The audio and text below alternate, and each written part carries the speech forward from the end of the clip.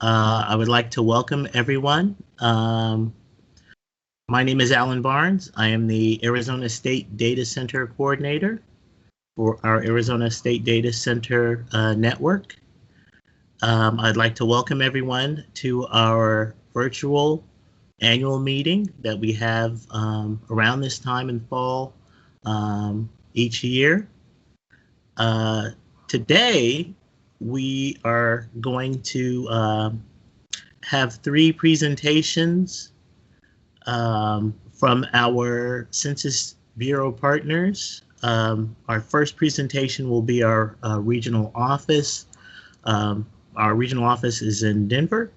We'll have Ms. Tamia Morris, the decennial specialist there at the Denver regional office.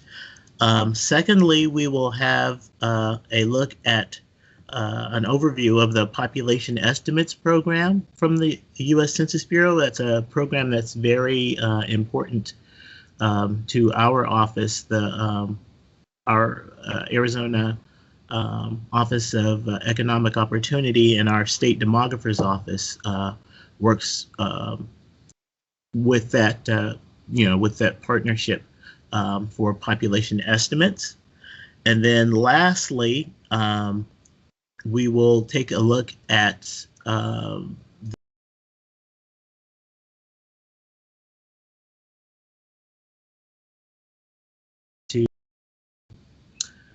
to download and look at data. And we will have Ms. Connie Reese will be presenting that. She is the branch chief dissemination outreach for the dissemination outreach branch. And I failed to mention, for the population estimates program, we will have our Arizona data dissemination specialist from the Census Bureau, Ms. Lacey Lofton, will be doing that. So let's go ahead and get started.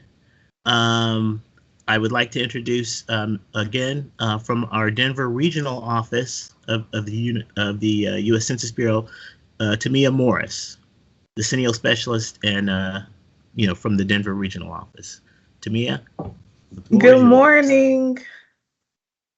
Thank you, Alan. As always, I appreciate you extending the invitation for us to participate in this annual meeting with your state data center and all of our other census partners. So we have a very, very full agenda this morning. So I'm going to go ahead and get started.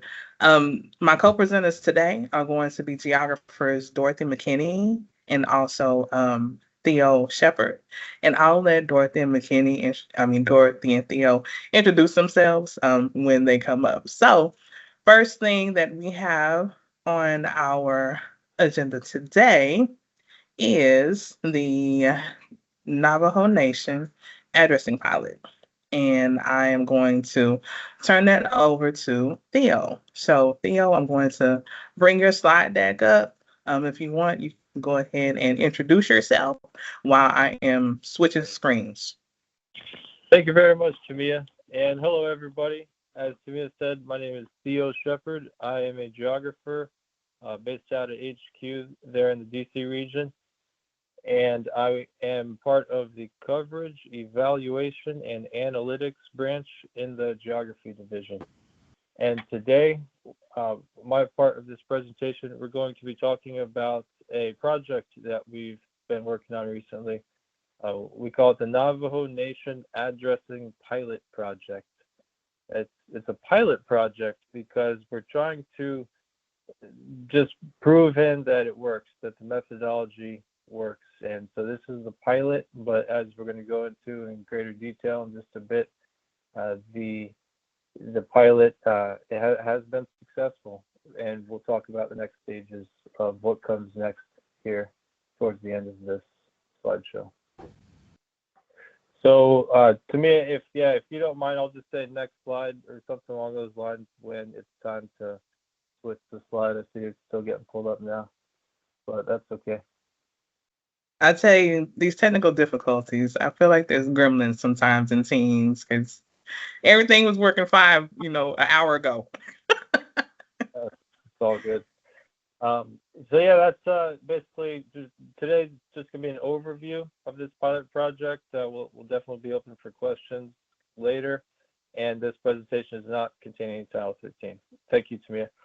So this slide here, the pilot project on the Navajo Nation, we really have a couple aims, but the two primary aims from the census side of things are we're trying to improve our coverage.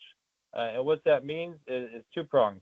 Our address coverage, what we're trying to do is find unaccounted for housing units that we do not currently have within our database. We want to be made aware of those. For existing housing units and MSPs, that's a map spot point, the coordinates that we have collected for a housing unit.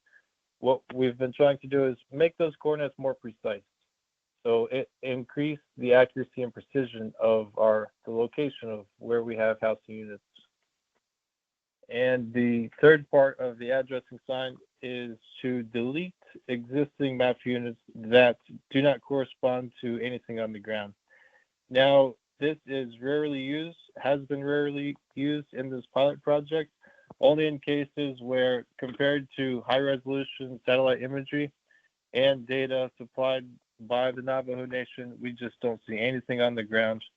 In those instances, we will flag existing map units for deletion. Again, that's rare. The second side of what this pilot project has hoped to accomplish is to improve our linear road feature network. And in terms of road features, the existence of our road data set that exists on the Navajo Nation, it has come about through a variety of different sources, some of which appear to have been derived from satellite imagery.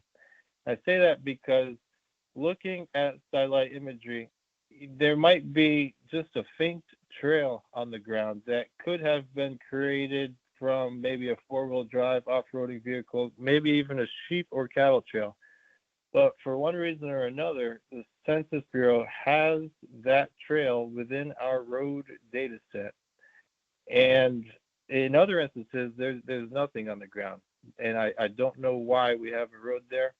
But as part of this project, we have been systematically going through our road featured network. And when we come across an area that, when compared to high resolution satellite imagery, there is no road there, but we just happen to have a linear road feature in our data set, we will flag such roads for deletion. We're really trying to clean up our road data set. In addition to that, when compared to high resolution satellite imagery, if we see that our road linear feature is off of where the imagery displays the road to be, we're going to flag those roads to be reshaped. We're going to keep the road, it just needs to be reshaped, and that's an operation that also takes place. And the third part of the road feature work in this pilot project has been to flag roads that are eligible to be named. And what makes roads eligible to receive a name is something I'm going to talk about a little later in an additional slide. So we can move on to the next slide. Okay, so what you see here is a screenshot of the Navajo Nation Wind portal. This is used by the Navajo Nation Addressing Authority and the Rural Addressing Committee, and it contains multiple layers and data sets created and used by the Navajo Nation. As you can see, there's a table of contents on the left, the structures, the roads, chapter outlines, and boundaries. What has been a huge accomplishment in this pilot project is we have, in some respects, really strengthened the relationship between the Census Bureau and the Navajo Nation. We have given a Navajo Nation representative special sworn access so they are able to view Title 13 protected data. And also the Navajo Nation has given a member of the Geography Division access to this database, which includes coordinates for Navajo collected address points. And when stripped of all personally identifiable information, we're able to use these Navajo collected address points to help us along in this pilot project, and they've been a great help. In addition to that, we have, throughout the course of this pilot, we have been having weekly and bi-weekly conversations with these Navajo representatives just to collect feedback, local insight, make sure we're heading in the right direction, and those have also been invaluable. Next slide, please. Okay, so what is this pilot project? What actually happens? So what we're looking at now is a screenshot of an ARC Pro application session. On the left, you can see a table of contents with multiple layers. Among those are the census blocks, the Navajo chapter outline, the Navajo structure points, NSI points. The NSI stands for National Structure Inventory. And the NSI points are National Structure Inventory. That's an open source data set available for all, for free. And I think they were created by some military organization in the U.S., but they're very useful, and they're, again, open source and free. We've made great use of them at the Census Bureau. Moving down, other layers that our reviewers had access to were footprints. Here you can see Regrid, Oak Ridge, Microsoft, and Lightbox footprints.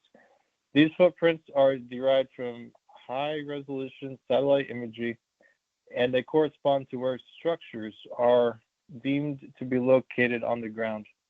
So that's where those footprints layers came from. Below that, we have some change detection layers. There are some operations within the geography division that work on change detection. So the reviewers also had those at their disposal. If you click once more, Tamia. Okay. And back one more time, please. That slide had a little animation on it. If you could go back to there we go. As you can see, with that animation, now there are the regrid footprint layer as well as those NSI points displayed. Now, the benefit of having these data layers for our viewers is it just helps focus in their search. When there are vast expanses of desert areas, to have tools like this and resources to kind of focus in where the action might be taking place. That's why these layers were at their disposal. Next slide, please. Okay, so if a reviewer comes to an area that we do not have a map unit for, we do not have coordinates for this housing unit, it is a potentially unaccounted for housing unit. But we see that our data sources, such as, in this instance, a building footprint and an NSI point, are strong indicators that there's something going on here. If you could click one time, Tamia, please. And as well as this Navajo structure point there as well. And click once again, please. Right there. That orange triangle represents a provisional housing unit that a reviewer would place. What that means is we want to capture the location, the XY coordinates for this prospective housing unit. And in lieu of an address, oftentimes there's not going to be a street name for these rural housing units. What we will do is we will provide a location description. Often this location description is derived from the distance and directional bearing from a nearby intersection. It's not great, but in some instances, we will just use what we have. But the real golden part is those XY coordinates. When we collect coordinates, those are very helpful to help a enumerator get to a certain location out in the field when the time comes. Next slide, please. Okay, Tamia, if you want to click forward once and then go back, yeah, and then back again. Yes, there you go, great. Flashing on that burnt orange road layer. What that represents are road segments flagged for deletion. As it's flashed off and on, you can see that oftentimes underneath that burnt orange road layer, there's nothing there. but for one reason or another, we have these road layers in the census road database. So again, as our reviewers are going through these areas, we're flagging roads such as these for deletion. We're just trying to clean things up while we're out there. One caveat and thing to be aware of, though, is if at any time we come across a housing unit that is accessed from a road, that road will never be deleted. We always want to make sure that if a road is used to access a house or a group of houses, then that road will remain. It would not be eligible to be flagged for deletion if it is the sole path to get to a housing unit. Thank you. Next slide, please. Okay, as we talked about earlier, the process of a road receiving a name is set forth by a criteria that the Navajo Nation has come up with. What that is if 4 or more housing units are accessed from a road, then that road is then eligible to receive a name. This sets off a series of events. A road name is chosen by the chapter in question. That name for that road is put forth in a chapter council setting and if a resolution is passed and that road name is agreed upon, at that point, funding can be set aside to purchase the road signs. And once the road signs have been purchased and installed, at that point, then the houses off of that road can then receive a housing number. But it all starts with the road being named first. And the rural addressing authority there on Navajo Nation, they don't have a lot of time to devote to this kind of thing. They do it and they do a fantastic job. But since we are already systematically going through these areas as part of this pilot project, what we've been doing is we have flagged roads that meet their criteria, and we're bundling them together, and we will then go on and send wholesale this data set of flagged roads with 4 or more housing units accessed from them to the Navajo Nation representatives, and this will greatly streamline their process and hopefully help them speed up the process of creating road names and eventually housing numbers. Next slide, please. Okay, so this is an example of sometimes what a reviewer will see. You see just empty desert. There's a road heading north and south, double road, and then one from the east head down there to the southwest at the top. In the middle, you just see desert, and there are 2 lines that look to be there on the landscape. You don't really see any tracks leading to those lines. They could be shipping containers, trailers, but they don't really show signs of habitation. So this is a nice example because our initial inclination was to say, not really much going on here, let's just keep looking. But with the use of an additional resource, in this case, we were surprised throughout Navajo Nation how readily available that Google Street View was. If you can click one time, please, Mia. There we go.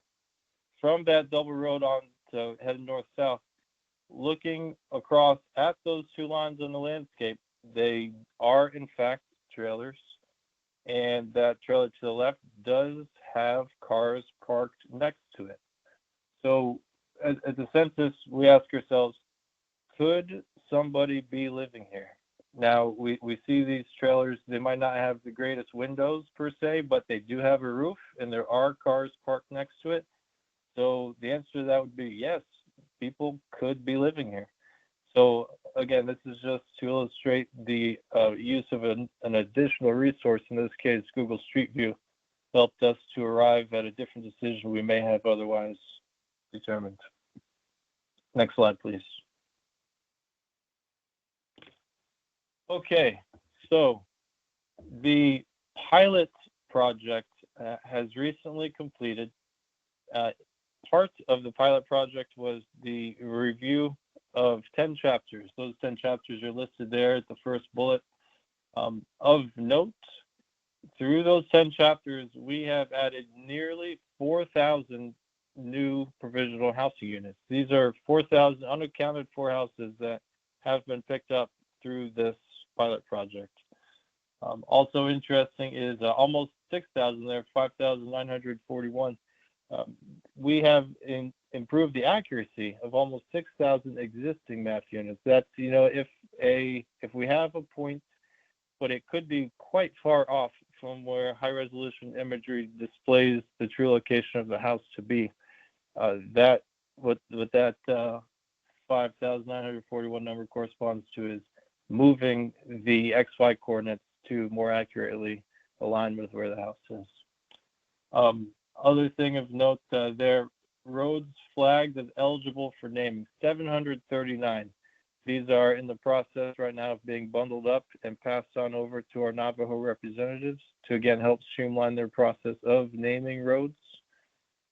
And I am happy to report that through partnership with the Denver Regional Office, you'll be hearing from Dorothy McKinney soon, but she graciously conducted some field work and largely proved the effectiveness of this methodology when she was doing her field validation. So, which brings us to what's next. Well, we did 10 chapters. Navajo Nation consists of 110 chapters, so we have 100 chapters remaining. We are in the final stages of completing our lessons learned document, which details the entire pilot and what worked, what didn't, what might need to be changed. Once that is complete and signed off on, we intend to embark on the remaining 100 chapters in Navajo Nation.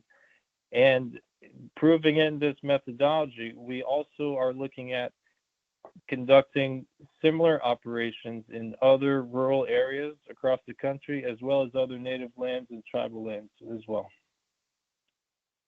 Next slide, please. So that's a brief overview of the Navajo Nation pilot project. It's been great to work on, to have the interactions and partnerships with our Navajo representatives and the Denver Regional Office representatives. If you have any questions, we can take those now, or you can feel free to send an email to that. That's my email right there. Thank you.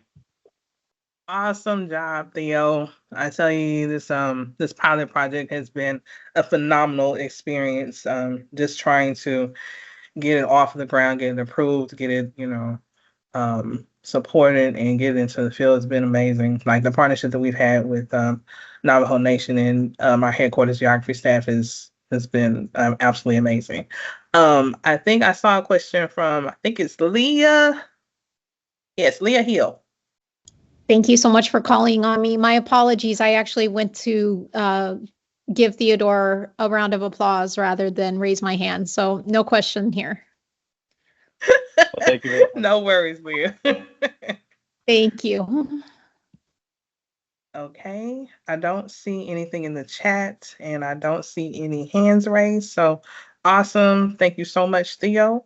And next we'll be hearing from Dorothy McKinney. So let me switch back over. Okay, Dorothy. All right. Good morning, everybody. My name is Dorothy McKinney. I'm the Denver office regional geographer. And I'm just sharing a few brief geographic program updates. It's middle of the decade, so nothing too groundbreaking, but just wanted to share some new products and tools we've got with you guys. So back in 2020, we released a product called Address Count Listing Files, and these were basically just a tabular format product that showed the number of housing units and the number of group quarters in each block. What we've released recently is a new housing unit change viewer, block count change viewer, that shows how those address count listing files have changed from 2020 to 2024, just to make those products a little easier to use and a little more accessible. So just a little bit of info about this product. It does show change at the state, the county, the census tract, block group, and block level. So you can go down pretty granularly if you want to. It does provide housing unit and group quarters counts. And it is a comparison between 2020 and 2024. Next slide. And why are we sharing this product? Because as many of you are familiar, LUCA, the local update of census addresses that we do every 10 years to update addresses, sneaks up on us. So this is a really great tool for local governments to start to evaluate areas where they may need to review. So it highlights those areas where there's a lot of change, and that kind of flags that area as somewhere where we might need to review the addresses a little more carefully when LUCA comes around. So Tamia, I'll go ahead and share my screen just so I can show everybody and demonstrate the product quickly. Alrighty, and can everybody see my screen okay? Yes. Yeah. Or anybody? Perfect. Okay, great. Oh, all right, so here is the product. I just want to show a few features that this product has. So for one, you can see percent change or you can see numeric change. It's just a basic choropleth map. And then you can also look at both. It'll combine those two types of symbology so that you can view both at the same time. So you can see those areas where there's both a large percentage and number increase. Let me zoom out, we're getting too granular. Or those areas where there is a large number decrease or increase, but not necessarily a large percentage increase. The other things you might want to know, let me go back to percent change, it's a little easier to see. As you zoom in, it has a dynamic scale. So as you zoom in, it goes from state to county to tract, all the way down to block. You zoom all the way in. And you can see which level you're on by looking over at the legend, and it will let you know how the scale has changed and which layer it is that you're looking at. This map does feature pop-ups, so you can click on the map to determine what the exact numbers are that you're looking at. And of course, there is a search function. This is just like a normal Google map search. You can just type in an address and it will come up, or you can type in a place and that will come up as well. All right, and then if you are looking for a specific tract or block, which is something I get a lot from the public, is how do I look up where a tract is or where my tract is? If you know what the tract is and you're not sure what, where that is or what it looks like, you can type in a GeoID. So let's just do a random one here. And it'll zoom to that for you. So I'm trying to think if there's anything else. One more thing, you can also switch it to satellite imagery, which I think is really helpful for people who want to use this as a tool to review new housing developments or areas where addresses have changed significantly over the past 4 or 5 years. And with that, I think that's everything. Does anyone have any questions? All right. And we'll take questions and comments, not just questions. Okay. All right. Looks like there are no questions. Thank you so much, Dorothy. And thanks for going out and canvassing those blocks for us to do the QC for the pilot. It was pretty amazing to have, eyes on the ground for that. Yes. Have a hand from Jim Chang. Yeah, sorry, I was having trouble finding my how to raise the hand and how to unmute my mic. Finally found it. we have been looking at the data set, not necessarily the this viewer, but we downloaded the 2020 address count listing file and the most current, the 2024 listing file. And we have been trying to create some change file because, you know, in the viewer, you can do kind of one by one. My understanding that you cannot go there and download the flat format change file in Excel or CSV format. I think if you can make that file available, that'd be great. But before you do that, my question is, we see some blocks that have suffixes. Like I'm looking at this block in Apache County, 3062A, 3062B, and all the way to U, and it's like more than 20 of them. So I understand this might be splits. Can you kind of elaborate and talk about why there were splits and splits into so many subparts, and what led to the splits? Yeah. So what happens with splits? We only redo the blocks every 10 years. However, certain types of boundaries are mandatory block boundaries. And specifically, that's going to be different types of political or legal geographies. So things like city limits, county boundaries, the boundaries of a tribal area, things like that. If those change, we have to change the block boundary. And so instead of, because we're only redoing these blocks every 10 years, what ends up happening is we're just going to add a suffix to indicate that this has been split because of a mid-decennial, mid-census change. Does that answer your question, Jim? Or does that make sense? It makes sense, but we see some splits that's like split into 20 ways. I can't imagine a political boundary change that would split a previous block into 20 smaller blocks. I'm having difficulty understanding what kind of scenario that would be. I understand if you have annexation, something you can have a boundary, that you can have a block that's previously outside of a city, and then the city annexes part of the block, you want to split it. But I see some instances where a block is split into A, B, C, D, all the way to STU. I see. Yeah. Yeah. I would like to look into that a little more. So if you could send me like the block number, the block GeoID, I would be happy to look into that for you. Okay, thank you.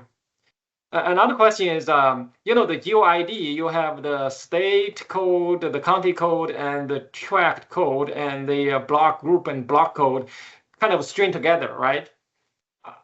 Yes. I see some instances in the record. You have the let's see. I'm looking at this. We have a tract number 9442.02, and then in the geocode, the part that represents the tract is different. It's 9443 instead of 9442. So I just wonder what is going on. Why the GeoID, the part that represents the tract, doesn't match the part that's actually under the tract variable. Maybe I'm getting to the weeds. If you have a quick answer, go ahead. If not, we can talk offline. Yeah, I don't have a quick answer for that because, the tract GeoID should be consistent. So okay. Yeah, I'm not sure why it would change. We see some instances where they don't match. Okay, I think I'll shoot you an email and we can follow up on that. Thank you. Yeah, perfect. Thanks. All right, thank you, Dorothy. Any other questions for Dorothy? Yes, Melissa. I actually have a question for Theo. Can I still ask it? Sure, of course. Sure. Theo, thank you so much for that presentation. That's really exciting to hear the work that you're doing.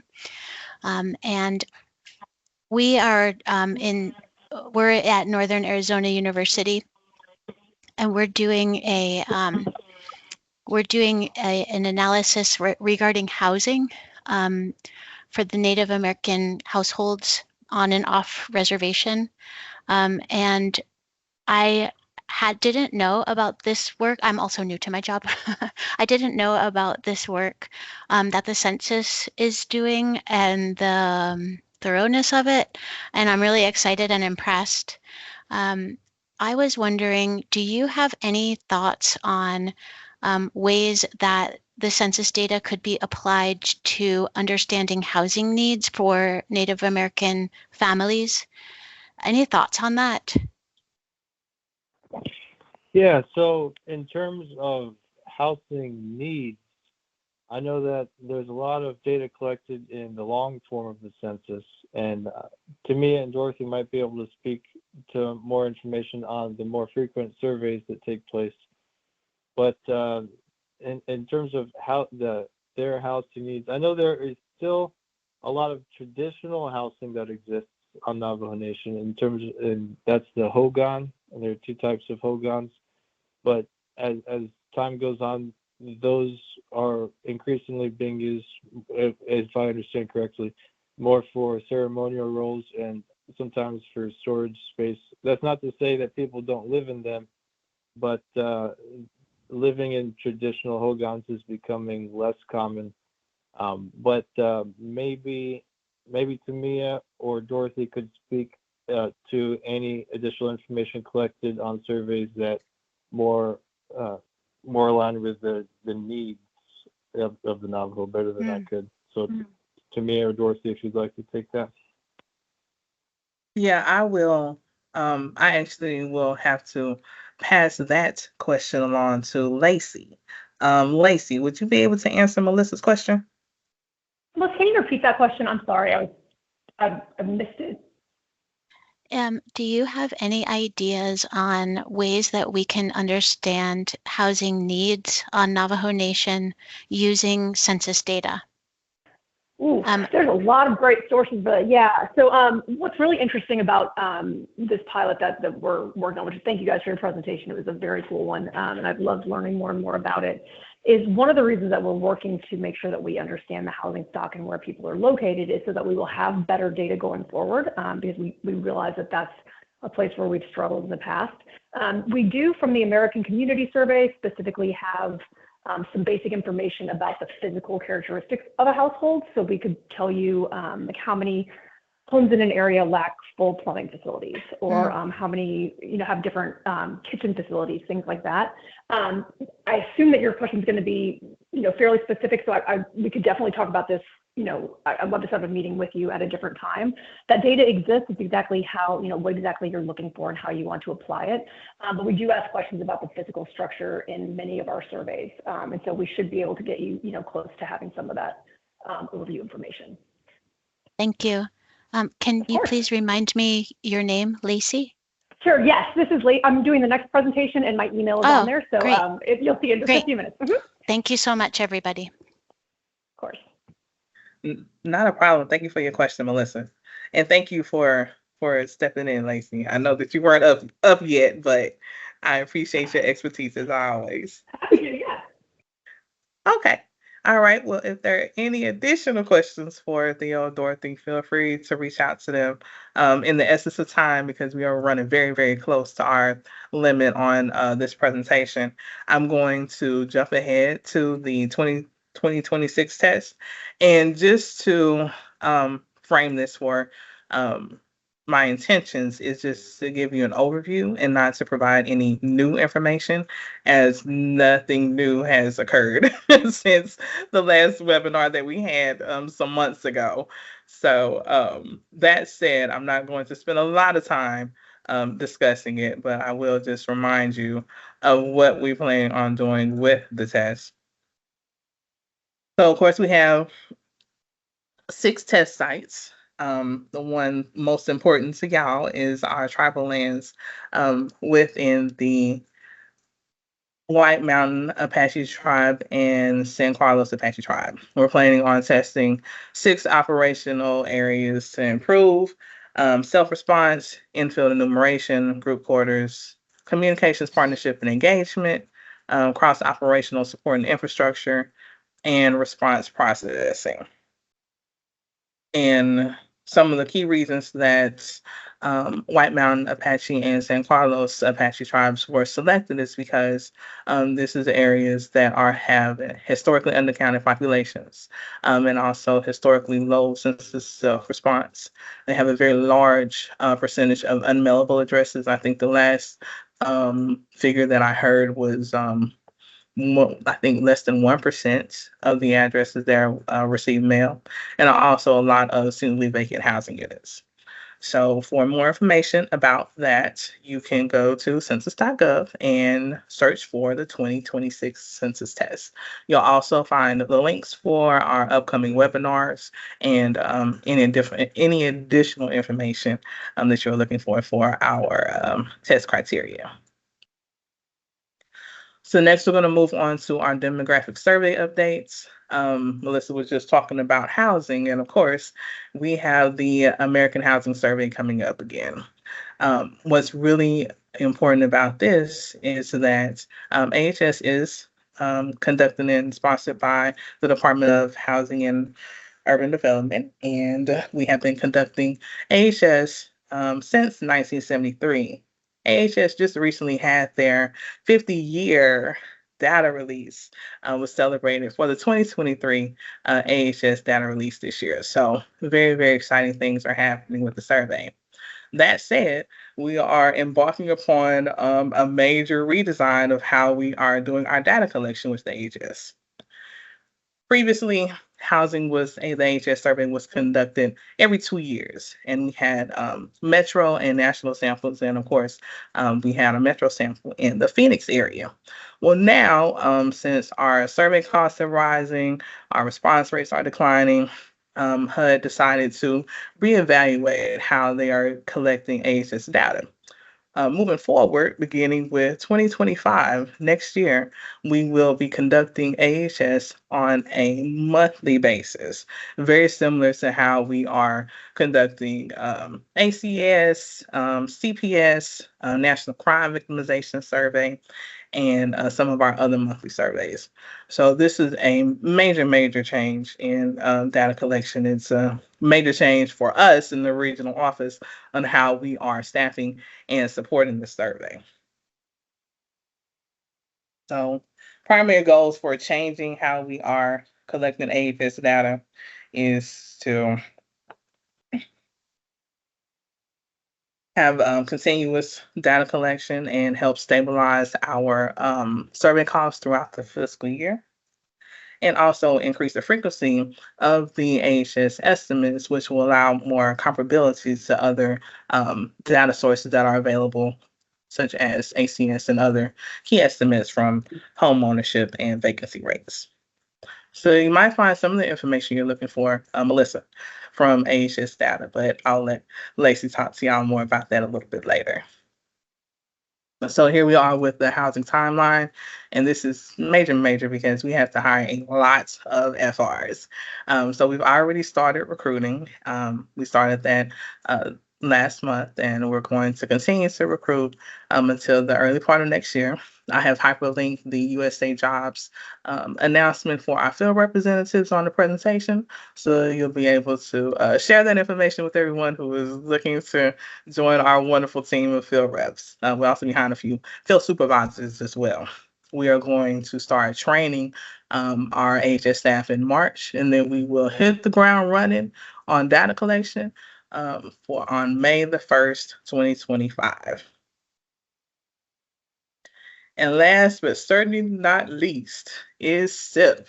SIP is coming back again. SIP, of course, now is a annual survey with a 4-month data collection window. And the main objective of SIP is to provide accurate and comprehensive information about the income and program participations of individuals in the United States. And the timeline for SIP is that we started recruiting in July. I did not hyperlink the USA Jobs announcement, but I will when I send the presentation over to Alan, so you'll have access to it. But we are always hiring field reps, not just for these 2 surveys. They're going to start training the field staff next month, and then they will be in the field beginning in February through June. Any questions for me? Yes, Jill. Yeah, this is the question is for you or Theo. Theo mentioned they're going to do similar projects like they did in Navajo Nation. So the question is, do you know if the project is going to the 2 tribes where the census test will be happening, the Apache tribe and the San Carlos tribe? If yes, do you think this will be done ready for the census test? So the first answer is hopefully. The second answer is no. So no, it will not be prior to the test happening, but the hopefully we are planning to apply a lot of the lessons learned and the procedures that they are implementing on Navajo Nation across all of our tribal nations that are lacking insufficient addressing. But Theo, I'll let you elaborate. No, I think you covered it really well, Tamia. There has been talk of doing that. It's just a lot of things in the pipeline. I don't think we'll get it done before that test coming up, unfortunately. Okay, not before the test, but before 2030. Before 2030, there's a good chance. Yeah, I think there's a good chance of that before 2030. Okay, that's the goal, but you're not saying you're guaranteeing it.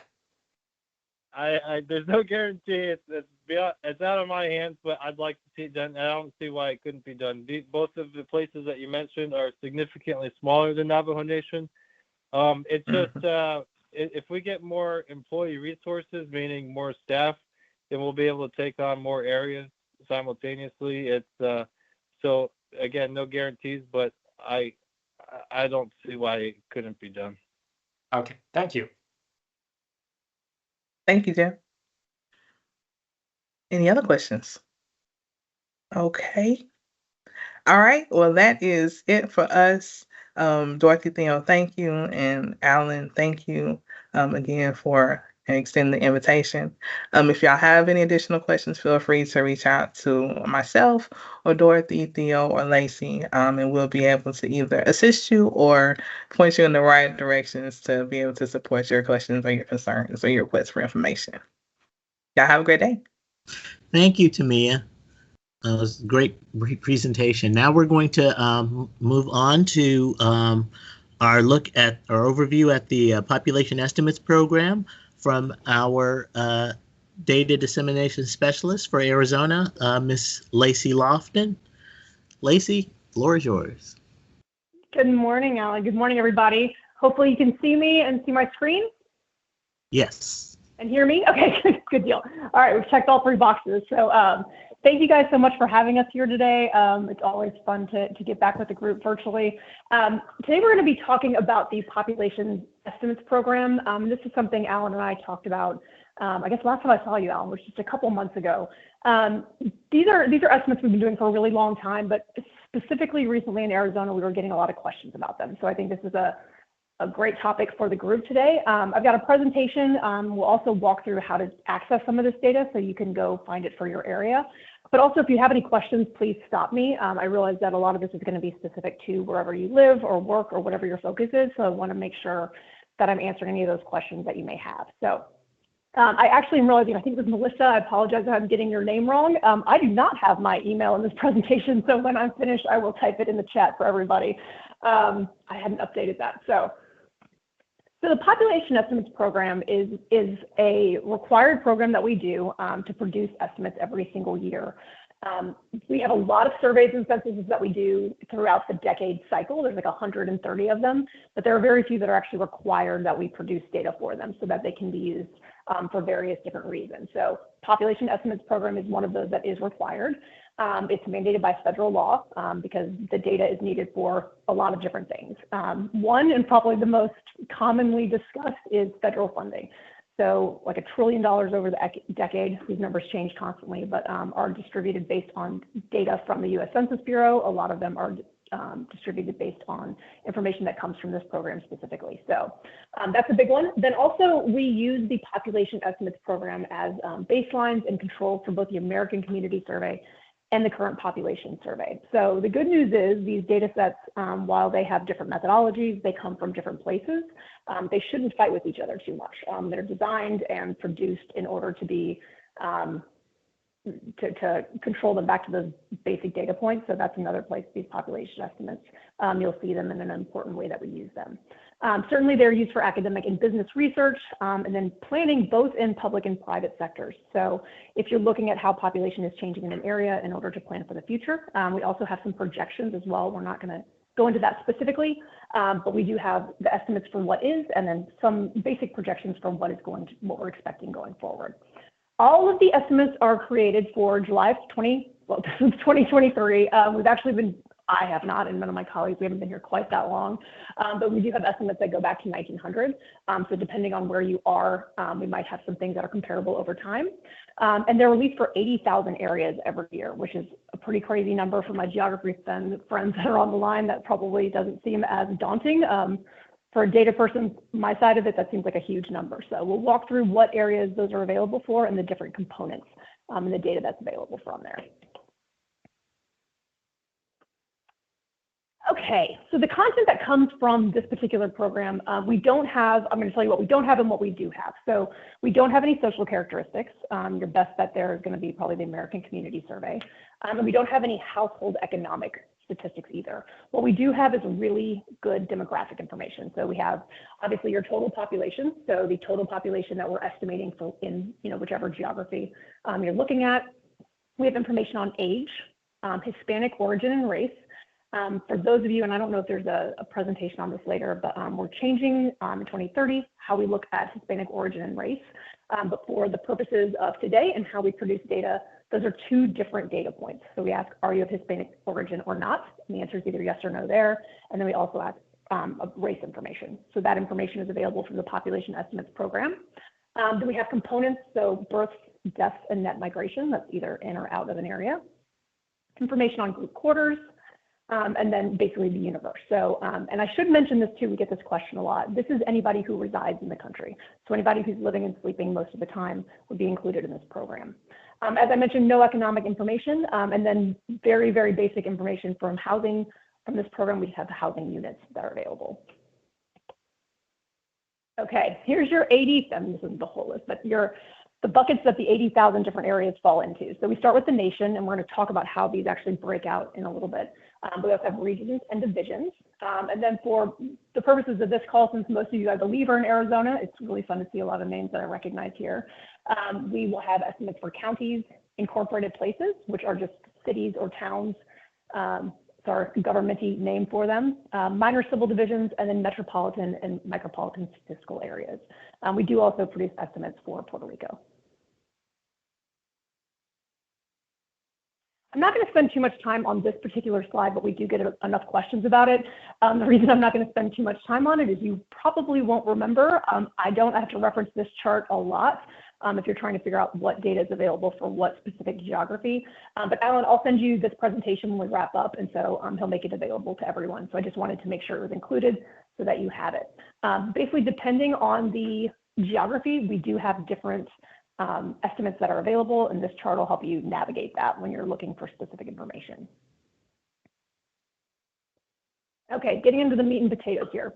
So how do we create these estimates every single year? So we start with a population base, and normally we just start with the decennial census, and we'll use that as our population base and then add and subtract these different things. For 2020, because we had some complications producing, there was a pandemic, it was a rough year for us, and we were a little delayed getting the data out. So we had to do what we call the blended base. If anybody really wants to know more information about that, I'm happy to send you information on that. It's pretty straightforward, but instead of just using the decennial census data, we actually use some other data sources as well to start that baseline number.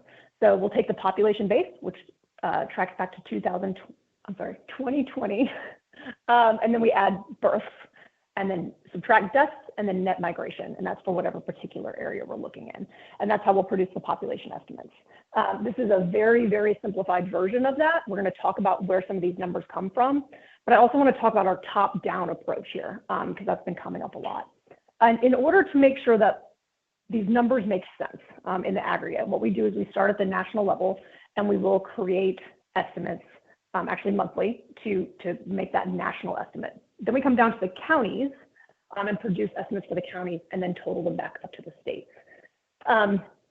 Because different places have different inputs and things like that, we do have some controls that we put in there, but basically we're starting bigger and going down to counties and building back up. So the total population within counties will add up to the total population within states. The total population within states will add up to the total population in the country, and then the different components within that. So age and race, ethnicity, things like that will also add up to these other totals.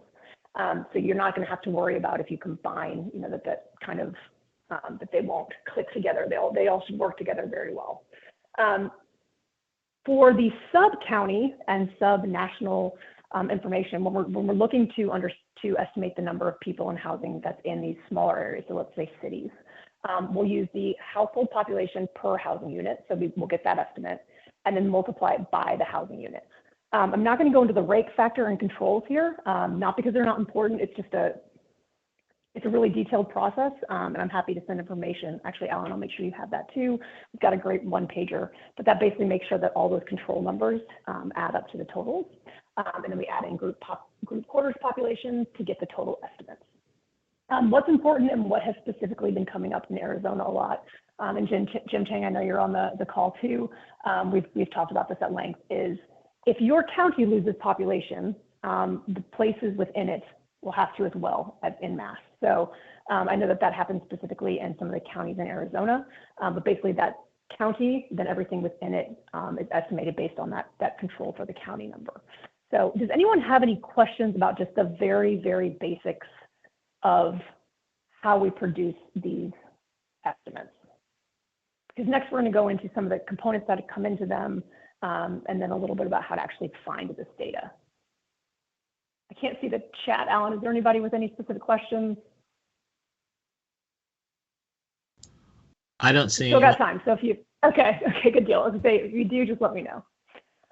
Okay, so this is a fun topic. So where do we get all this different information, right? So depending on which survey or census you're looking at that we do, there's a lot of different ways that we create this data. But specifically for population estimates, the base, we start with the census and a couple other inputs for this particular decade. For births, we use the National Center for Health Statistics, birth information. For deaths, we use the same source for that information. For domestic migration, so that's people in and out of your city, in and out of your county, we will use domestic migration from IRS and Medicare enrollment. And then for international migration, this one's a little more complicated, but we'll use the data that we actually have produced from the American Community Survey, and then some foreign censuses and population registers. So we pull all of this administrative data from these various areas, and then we input it into our equation to figure out exactly what the estimates are for any given area. Here's our release schedule, and we're kind of in the middle of it now, but it's important and it's really similar going forward. So when we, every year it can change just a little bit depending on what's happening, but these should be pretty stable. So we've already released the total population at the national level. And then in March, we did total populations for MSAs, counties, and Puerto Rico. In April, which is on my mother's birthday this year, and she was none too happy about it, was the population for single years of age and sex. And then we have total population of cities and towns and housing units in May. And then in June, population by age, sex, race, and Hispanic origin. Again, these will change slightly. The date will change slightly year to year, but these are your kind of main markers for the release of this data. We're going to talk briefly about the differences between the American Community and the Population Estimates Program, because there's a lot of confusion about the two different data sets. They produce a lot of similar data, and actually one of the calls and questions I get the most is which one of these two data sets should I be using. So I just want to touch on those before we go in and show you how to pull this data from our website. And like I said, one of the reasons that it can be confusing is there's a lot of similarities between these two data sets. So both have population information and housing units, but they also have pretty similar characteristics for demographics. So age, sex, race, ethnicity are all there as well. As I mentioned earlier, the populations estimate program is actually used as a control for the ACS population. So they also will literally have the same numbers for some of those starting points, which can be confusing as well. But there are a lot of differences. So those are the similarities, and your differences are coming up here. So the ACS, it's a sample estimate. So we are actually going out, and I think Tamia mentioned this, and we're doing surveys. So we're going to households, we're sending questionnaires, households are filling them out, and they're sending them back to us. And we tabulate the data and create that data for the American Community Survey from those actual forms and questionnaires. For the populations estimate program, we start with the base and then we bring in all those different components that I talked about. So the calculation here is really done off of administrative records from several different sources. So it's the result of equation, not the result of a household filling out a survey. The ACS has more information with it, so it has more information specifically. The ACS has information on social and economic characteristics of households. So if you need that, you'll go to ACS. But the population estimate is not a program, so we don't ask those kind of questions of households. We're not asking any specific questions at all. And we use the administrative records to create those. For ACS, we have population and housing characteristics. And we actually, there's a really long list there. But again, PEP, no social or economic detail for any of the households, just basic demographics. They both are released on an annual basis, but I don't think I mentioned this earlier, actually. The population estimates program is just a statement of, July 1st of the given year. ACS is a time period, so it can be any survey we collected from January 1st to December 31st of that year, where PEP, just like the decennial census, we're really looking at a moment in time. We're trying to take a snapshot of the country on that particular day. So you don't have that, that longer period that we're making the estimates for. Questions here? All right, got one more slide. The geography, and Jim, I don't know if you want to jump in and correct me on any of this, because I know we've talked about how these are updated throughout the decade as well. But ACS, we have estimates, they are produced for any place that we estimate the population has 65,000 people or more, where the population estimates program will cover all nations, states, counties, cities, regardless of their size. So we'll do our best to estimate those every single year. And then because ACS is an actual sample survey, we have a margin of error that is calculated for each data point for each geographical area. So if we're telling you, this is the number of people with a college degree that we're estimating for the city of Phoenix. It'll also have a margin of error with it, so you can see how reliable that data set is, or how reliable that specific data source is. Third time the charm, that data point is to tell you how specific that is. PEP does not have that because there is no sampling, so there's no sampling bias built in. I'll mention here too, PEP is really, it's a very accurate estimates program, but the further you get from the decade, the harder, the decade baseline, the harder it can be to make some of these estimates. I believe at 2020, when we had the baseline of 2010, about 10 years later, we were about 2.9% off, I believe, nationwide. So, it's easier to estimate earlier on because we're closer to that baseline. The further you get away from those, that decennial baseline, the harder it gets. But still, because it is not a sample survey, we don't have margins of error associated with any of the data points. Okay, what should I use? All of that to come tell you this is when you should use one or the other. So if you're looking for population and housing totals, you can use our population estimates program. These are the official intercensal data. So, and that's a word that is not in the dictionary anywhere, but that's our, in between the two decennial censuses, you want to use the population estimates program. Because the population estimates program does not have social or economic characteristics, if you need those, you're going to want to use the American Community Survey. If you want means, medians, things like that, again, if you're sticking to the demographic characteristics, you could use either, but if you're looking for more social and economic, you'll need to use ACS. I'm going to leave this up here while I just discuss a little bit as well. There's some caveats here. If you're looking to do an analysis of an area, you want to stick to one data set if you can. So if you are looking at population, but you do actually need some social characteristics, or you do really need some economic characteristics, it's safer to stick to one data source, and in that case, it would have to be the American Community Survey. The Population Estimates Program is really something that you'll want to use if you're just looking for those demographic and basic housing unit counts. Okay, we're going to walk through this live, but I've included this because, again, when we send this out, I wanted to make sure that you guys had these reference points. There are there's three. There's three main places that we have data from the Population Estimates Program, and I believe this is still something that we're expecting to have back on Data.Census.Gov for those of you who are familiar with it. But really the best source, and what I use personally, is their website. It's actually really user-friendly. It's just data sets that you can download into an Excel file really quickly and easily. It makes a nice product to hand off to somebody or to be looking at yourself. So that's kind of my go-to. But we're going to walk through quick facts as well. That's one of our quick and easy tools to use.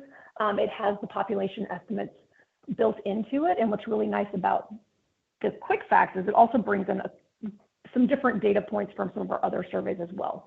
You can kind of have a richer database while including those population estimate program numbers. And then it's also available in our API, which is really popular depending on what kind of work you're doing, right? So if you're going to bring this into some statistical software or some other type of software where you're looking to basically import it, you might want to stick with our API. It's actually, all these are pretty user-friendly, especially for, they've been, if you haven't used some of our products in a while, I think we've made a lot of improvements that have made them more user-friendly. But with that, I'm going to jump into the first of two. Okay, can you guys see, you should be seeing quick facts right now. Did it go away from the PowerPoint? Yes. Yes. Okay, good deal. I've done that before where I'm talking for a long time and don't have the right screen up, so I appreciate that, Alan. So honestly, the easiest way to find quick facts, you can go to the tools on our main webpage, or you can just use whatever search engine you prefer and just type in Census Bureau quick facts. It sounds a little silly, but make sure you include the Census Bureau in that search, because there are some kind of pay-to-play programs that might come up if you don't include that terminology. All of our data and databases are free and they're online. So if you ever get to a place where they're asking you to sign in or use a credit card, that's not us. We'll always have a .gov after our website. So this is it's a quick, easy tool, and I absolutely love it. It creates a really nice product. And you can use this tool for counties, for states, counties, cities, towns, or zip codes. I'm going to caution you that we don't have the PEP data for the zip codes, so we're going to stick to state, cities, and towns. And you can have up to 6 different geographies that you can select and make a table out of here, which is great if you're looking to compare yourself to, say, a neighboring town or city, or you want to compare yourself to the state or the United States as a whole, right? It's great to maybe know how many people have a college degree in your area, but if you can compare that to the town next to you, or state average, or the national, it's a lot more useful. It puts in a lot more context. So let's start with Arizona. Here we go. So the first one that comes up, it doesn't actually say state, but doesn't A-R-I, yeah, here we go, Arizona. And it will pop up right here into our column. So we're going to walk through what data is available here, but this is the basic of the program. You can, if you want to, scroll down and click on one of these data points, but honestly, all it's going to do is then highlight that data point. I've never found that specific feature very useful because they're all listed here as it is. Let's add in, let's see, Prescott. You'll notice this too when you pull up, especially cities and towns, you'll have places that are actually incorporated places. So Prescott City, Arizona is an incorporated place. It has a functioning government, so it'll say city right after. You'll also notice in this list that there are a lot of CDPs, and depending on where you live, there can be either just a few CDPs or a lot. A CDP is a census designated place, and that simply means that it's an area which has the feel of a town or a city, but doesn't actually have an incorporated government. But that doesn't mean that there isn't data that would be useful to be able to understand those areas. So the Census Bureau drew boundaries around those, and we named them as CDPs. So those are the differences between those two. can add in Prescott here. So it'll pop up, Snow-White Prescott, Arizona, and the United States. And I'll just walk you through what is available here. At the very top, scrolled too quickly.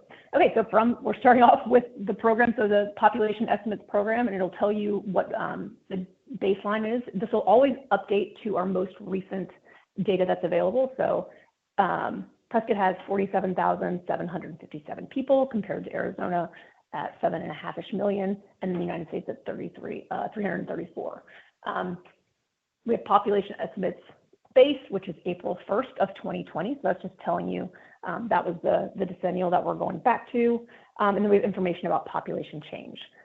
If you ever want to, because there are a lot of different data sources with this particular tool, you can click on the information button and it will come up and tell you exactly where this came from. And this is really useful, especially if you're handing it off to somebody else, right? You don't want to constantly have to, first of all, remember where some of this data came from, or explain it to whoever you're walking through this with. So all of these have a pop-up, which then also have different links within them. So you can go kind of high level, which is the first pop-up, or you can go down to the links, which will take you to the serious methodology for any of the different data products that we have here.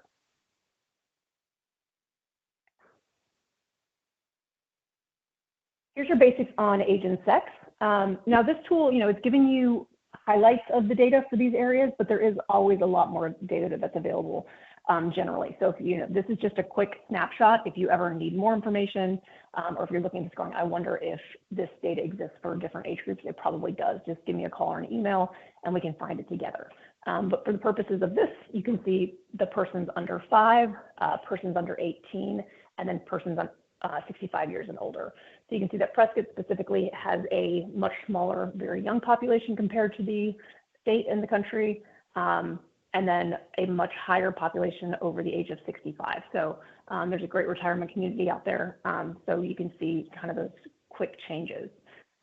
Next, we have race and Hispanic origin. Again, those are two separate data, completely separate data points that we collect and estimate. So the percentage of people of white, Black, American Indian, Asian, or Native Hawaiian, other Pacific Islander. You can say yes to as many of those as you feel apply to you. So I want to point that out also. These numbers aren't going to add up to 100, and they're not supposed to, but that information is available here. You can do a comparison. And then Hispanic or Latinos down there at the bottom of this section. We've got basic information on veterans and who there we go. Then we have housing units. So this first one, again, is from the population estimates program. I don't actually know why it's not showing up for the city, but it isn't. Let's see if it'll tell us. Okay, saying it's not comparable. I should have, I guess, checked this one before I pulled it up. But normally you would have your housing unit estimate here for July 1st from the population estimates program. And then we have information about median household income, owner-occupied units. Next, we have families and living arrangements. Computer and internet use, which is a hot topic, I know, especially in Arizona. Information about education, healthcare, the economy, and then some basic transportation, income, and poverty. At the very bottom, we do have some business information, but because that doesn't apply specifically to the population estimates program, I'm not going to go into that. But it's, like I said, this is a quick and easy way to get great data from the population estimates program, and then it also pulls in from some other data sets as well and data sources. So it's a great way to compare, just do a quick comparison or just get a basic overview of where you live. Questions on quick facts?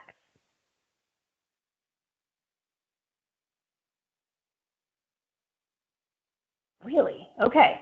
I was expecting lots and lots of questions. So if you want to download this, you can either print, this actually makes a really nice printable PDF. If you want to print it in landscape, that's probably the most attractive of the versions here. You can get up to 3 different geographies, landscape into one document. You can also download it as a PDF. You can put it in a CSV or you can email it as well. Okay, if there's no more questions here, I'm going to move this so I can get to my, here we go. This is the population estimates homepage, which we've got that information in one of the slides that I'll send out later. You do have to click a couple times to get to this specifically, but this is where we house the data sets in full.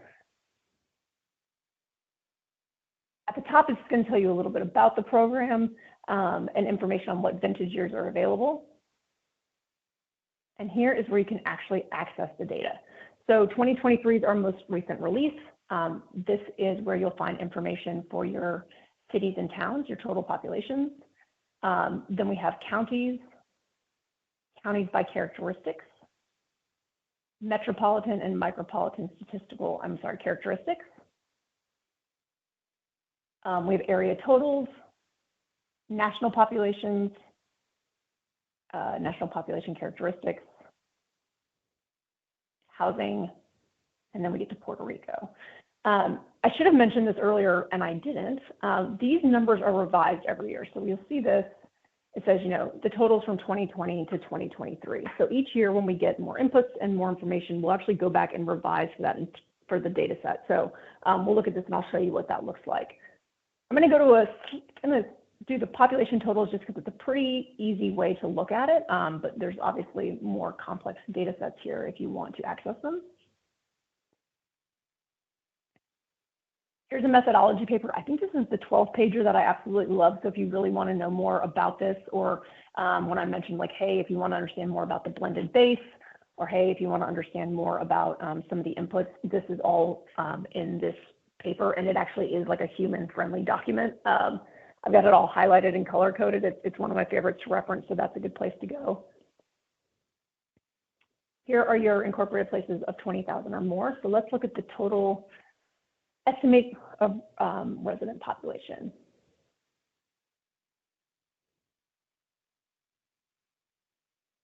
And naturally went to my wrong screen. Okay, here we go. So this is what the file will look like.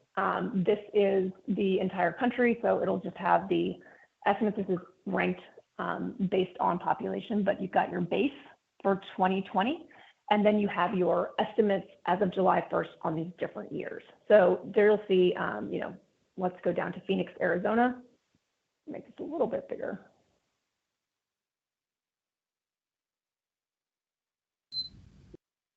Okay, so for Phoenix City, Arizona, we started with a base of 1,608,000, and for 2023, we estimate 1,650,000 and 70. So this is just the format of the tables. All of them look very similar to this. The characteristic tables look very similar to this as well. And we'll just keep adding on the years. So when we release 2024, it'll just be added to the next column. So you can always go back and see what those estimates were for the previous years as well.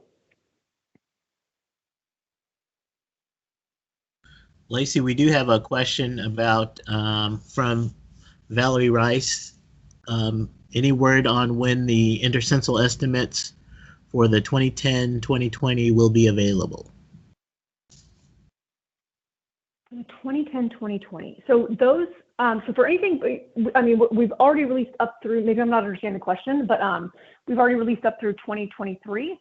So the intercensal for 2010 through 2020 have been released, and they are,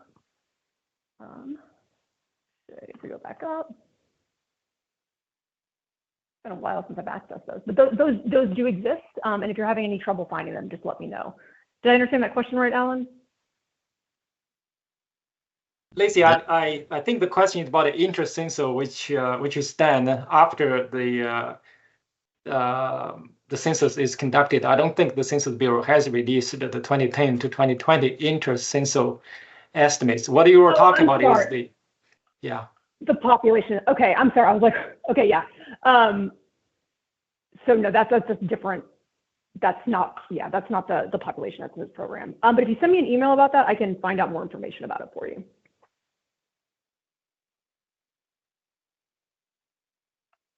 Okay, so here's where we were. Was there anything else, Alan?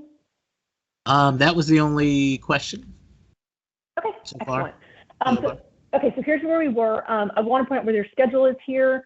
So if you wanted to, this is the very detailed one. So I kind of gave you a high level, which, it'll be wrong eventually, that's in that PowerPoint. But if you actually want to come back and look at specifically when something is going to be released for upcoming, or even when something was released in the past, this information is available here. And it really breaks down into these subcategories that we produce for each of the estimates. So you'll have these, we update this as soon as we know when these things are going to be released. And so you'll just see them pop up when we've scheduled them.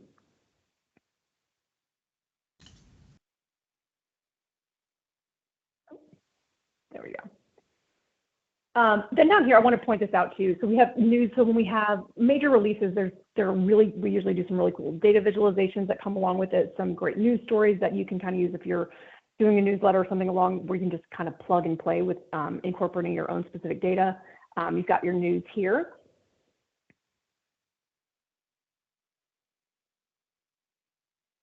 And one last thing I'll throw out there before I turn it back over to you, Alan, is if you go under our contact us, there's a lot of different mailing lists that you can sign up for. So this is a nice overview, that's great, but you probably won't remember everything about this when we go to release, the next data sets going forward. But if you are on our contact list, not only will it tell you, hey, this release is coming out for the next round of population estimates, but it'll also give you kind of a briefing and overview of what that data is again, exactly what's going to be released, exactly what information is available historically, and things like that. So it kind of wraps it up in a package for you and tells it, hey, this is coming, and then the data, and then you won't be surprised by any data releases as well. So you'll never be stuck with data that was old without realizing it, and it'll just keep you up to date on everything we're doing. This is actually how I keep up with everything that we're releasing, and it's always a good reminder for me too, because we just have so many data products and different data sources. Okay, and I've got like 6 more minutes. Does anybody have any questions? I don't want to just fill the space with me talking, but if there's any questions about your specific area or any other specific questions about the inputs, the methodology, when you should or should not use the population estimates program, I'd be happy to take those. Otherwise, I guess we can add a couple more minutes or a couple more minutes before the break. Anything else in the chat, Alan? I don't say anything. If you have questions now, I'm actually going to type in, since I lied to everyone earlier and told you that my email was on that PowerPoint, and it absolutely is not. I'm going to, here we go. This is one of those things when you're going back and if you go back and pull data for your area or for your or do some comparisons, that's probably when your questions will come up. So if you do get stuck, I'm actually at my desk for quite a bit. I'm here for a couple of weeks, so I can get back to you quickly on any questions you have or any issues you run into when you're looking to pull your data. Lacey, can you scroll down on this page a little bit? And I have Sure. one point. Let's see. You were showing the 2023 PEP products. Where is that?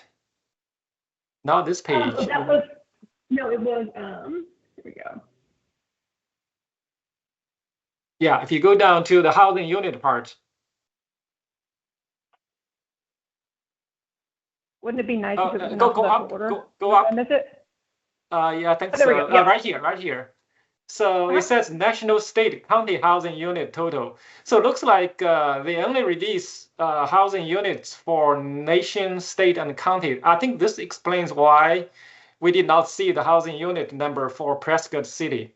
I think they actually don't release it for the city. You know what, Jim? You might be right. I thought we did, but we might not. Now that you might be completely right there. Yeah, right here. It said it wasn't comparable, but you're right. It might just not exist, which is a whole other animal. So yeah, that very well may be the case. For some reason, I thought we did, but there's so many different crosstabs there. It's hard to keep up. So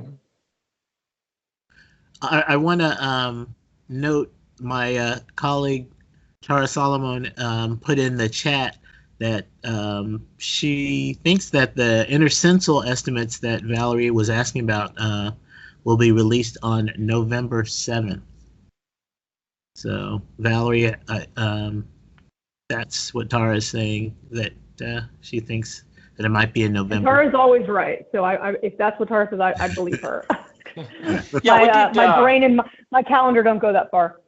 No, we did receive a message from the PEP saying that that's their plan for now, but there was a big note. They were saying in red, release date subject to change. So Keep that in mind. And also, this is going to be only the total population estimate, the intercensus estimate. It's not going to include characteristics. So for characteristics like age and sex and race, you have to stay tuned. Okay, Well, thank you. I was Yes, gonna say, we usually put that disclaimer out there, but usually by the time we publish a date, we usually are able to hit it. We put that disclaimer and everything just in case. Sorry, I didn't mean to cut you off. But for this one, the Census Bureau has changed it a few times. So. Oh, has it? Okay. Well, there you go. All right. Well, Alan, I will turn it back over to you. And like I said, if anybody has any questions when you're diving into this, if you have any questions about your specific area or how to pull data or find data, you can find me anytime. Just reach out. Okay, fantastic. A lot of great information there. We're going to go ahead and kind of break just a few minutes early. We're going to take our 10-minute break, and we'll just add a couple of extra minutes to it, and we will come back at I have 10 to, let's see. Oh, I'm looking at the wrong thing. Yeah, we'll come back at and meet on time at 10:40, and that will be our Data.Census.Gov update with Ms. Connie Reese from the Dissemination Outreach Branch, and she'll be doing an update about that program. So we'll come back at 10:40, and we'll go from there. So we'll see you all back in about 10 plus minutes. Hi, Valerie. Hey there. Thanks for asking the question. Hey, of course, no I just problem. want to know, when they're going to draw the line from the two. Yeah, I think that I heard that it had been an issue for a while. It is. Intercensus, so yeah. Yeah, even the BEA actually did their own intercensus estimates because they need it. VLS needs it. In fact, there's a really weird kind of jog in the 2016-2017 labor force data for Arizona, and asking the folks on the other side of your department there. It's basically BLS is waiting for those intercensus estimates to be able to fix that. So. Yeah, a lot of people are waiting for the intercensus. So that date that we told you, the Census Bureau actually did not publish that date. It's just some information they shared with us. Yeah. Okay. Yeah, shared with us, and even for us, they're still very cautious saying change. Exactly. Yeah. So we're still waiting. They run into some problems. I sent you an email. You can take a look. Okay. So we're back. It's 10:40, 10:41, and we're going to go ahead and get our last presentation of today going with Ms. Connie Reese. She's the branch chief of the Dissemination Outreach Branch for the U.S. Census Bureau. Connie, thank you for doing this for us today, and we're looking forward to it. All right. Thanks, Alan. Appreciate it. Always happy to come to the Arizona data users meeting. Always great questions and appreciate it. So let me go ahead and share my slide deck with you, and then we'll get started. Okay. And I'll actually go off camera too, in case that helps my internet connection sometimes. All right. All right. Okay. So I'm going to be going back and forth between my slide deck and also the demo. So please bear with me. Want to show you the latest and greatest as much as we can. Since about February, we've actually had quite a few, I think, significant updates to Data.Census.Gov. So I'm very excited to share with you and see what you think. See what kind of improvements and if this is hitting the mark. So I'd always love to hear your feedback for that. It definitely does drive our production, and so I'd love to hear what you think. All right, so let's just get started. There we go. Okay. So start off with the latest updates. Then I'm going to talk a few about our upcoming enhancements. And then I'm going to show you two of our latest Census 2020, or actually the last big 2020 census releases, or the detailed DHCB data, and then which was August 1st, and then supplemental DHC data that was mid last month in September. So just show you how to access some data that way and show you those data points. But first off, go into the latest updates. So I have quite a list, so let me get started. All right, the first one is address search. Big improvement. One of the big things that we heard when we switched over in 2020 from American Fact Finder, and it was sunsetted to just have Data.Census.Gov as their Census Bureau's main dissemination platform, was the lack of an address search. So we have added one and would love to hear your thoughts. So let me show you where it is. Let me make this just a little bigger. Make it okay. So actually on your single search bar, there's a tiny little pin drop right here, or the location for a geolocation drop. You click on this. We would love to get a better, easier, more obvious way of looking and seeing that there's an address search. But for right now, that's what we have. So I'm going to start off by putting in the Census Bureau's address. Now, you can put in an address, city and state, or an address and even just a zip code if you so choose. So I'm actually just going to do the city and state and the address. So I'm going to put 4600 Silver Hill Road. We're in Suitland, Maryland, and then click search. Oops, hold on. Gesture search, MD search. There we go. Okay. Now it brings up, so one of the big things about an address search is, of course, somebody may be interested in their place, what data is around in your specific address. So that's what this is offering here. So if you're looking for a zip code, it'll take you directly to the zip code data that's available, or that's based on the specifics of your address, but also people use it just as a locator. I just lost it. Let me put that in again. My bad. I shouldn't have gone backwards. So people do use it as for the specific geo information that's available. So if they don't know the zip code, but then things like blocks, block groups, tracks, people don't know those things, but this is a great way to look. There's lots of grant proposals that certain ones that request things like your specific track.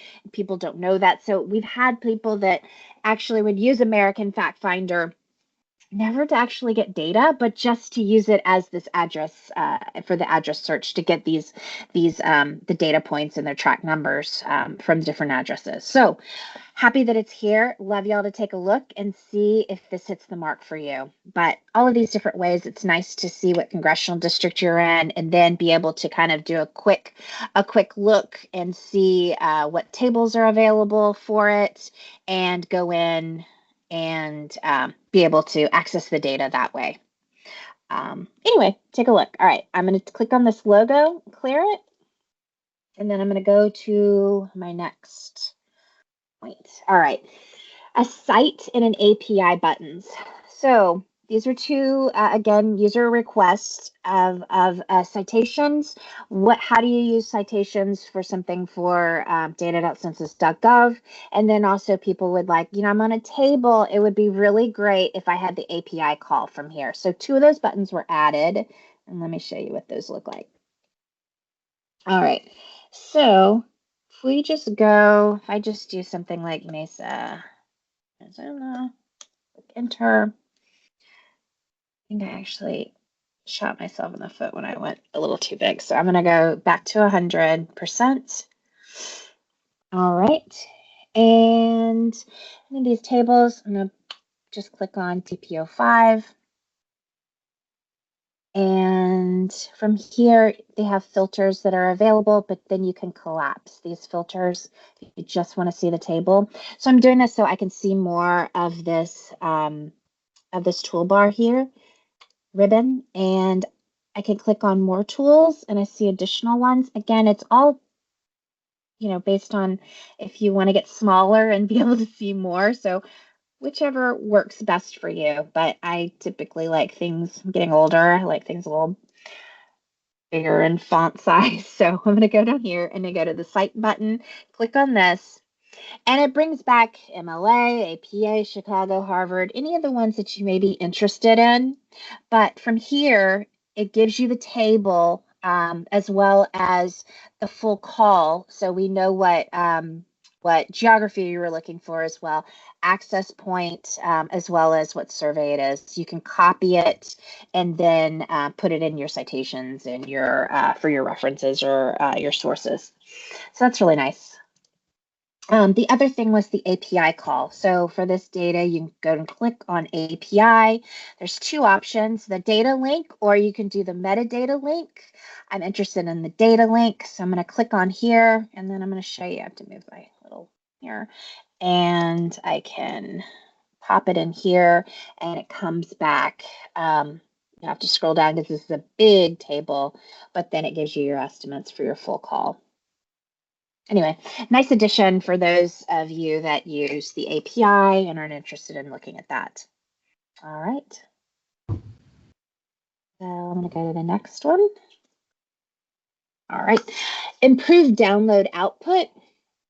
And this might be actually easier if I look from here, but let me go ahead and pull what it shows. So we have something called annotations of estimates, and that's when you have, we call a jam value. If there's some sort of notation that's needed within the data to explain why maybe something doesn't have, you know, something maybe doesn't have an MOE or margin of error attached to it. You might have some indication that says maybe it's a pop control or something like that. So typically we have this, it allows for a data column of any kind of these annotations. But normally what you would get was these just null, and all of these null columns. And so we've removed those to help people because they really had no idea what all of these nulls meant. And so it just saves it for when it's actually some annotation is there. If not, the nulls have been removed. All right. The next is a profile and apps tab. Let me show you what that is. All right, let's go back to, I clear this.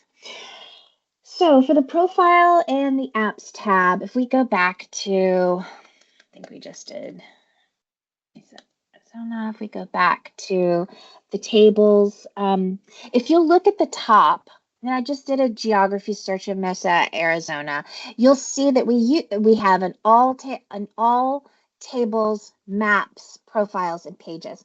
We didn't have profiles before, but let me show you what that is that this is the all table that allows your all results that at a single estimate when available, and that it gives you tables. If you look at the right, it shows you the profile information, and you could scroll down and then you can get to maps, and you scroll down even further. There's profiles and then some pages if they're available. But this adds a profile button.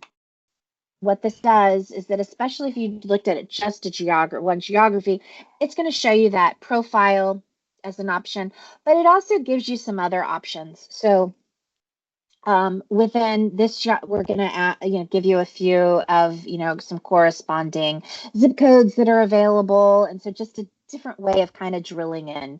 Let me show you the profile from there, but easy ways of kind of accessing the profile and adding from there.